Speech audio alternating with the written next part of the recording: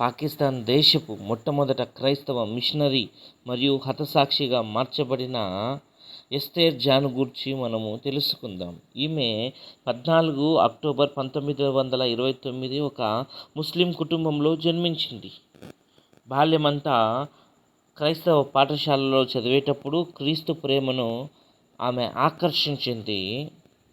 చిన్న వయసు నుండే రహస్యంగా బైబిల్ చదువుతూ, తల్లిదండ్రులకు తెలిస్తే, కుటుంబానికి తెలిస్తే సమస్యలు వస్తాయని రాత్రివేళ భయముతో చదువుతూ ప్రార్థన చేసేది. స్వాతంత్రం వచ్చిన తర్వాత ఈమె పాకిస్తాన్ దేశానికి వెళ్ళి అక్కడ ఒక మిషనరీ ద్వారా నూతన నిబంధన గ్రంథాన్ని తీసుకొని దానిని చదువుతూ ఉండేది. వివాహం చేయాలని కుటుంబం చూసినప్పుడు ఆమె ఇంటి నుండి బయటికి వచ్చి అనాథాశ్రమములో పనిచేస్తూ 1955లో బాప్టిసము తీసుకుంది. తరువాత ఎస్తేర్ జాన్గా మార్చబడింది. గుజ్రాన్వాలా బైబిల్ ట్రైనింగ్ సెంటర్లో శిక్షణ పొంది గ్రామాలలో సువార్తను ప్రకటిస్తూ వచ్చింది. మహిళలకు చదువు నేర్పించింది. పొలాలలో చదువును నేర్పించింది. ఎక్కడ సువార్త అవకాశం ఉంటే అక్కడ సువార్త ప్రకటించి ప్రజలలో చైతన్యాన్ని కలిగించిన ఒక గొప్ప స్త్రీ ఈమె.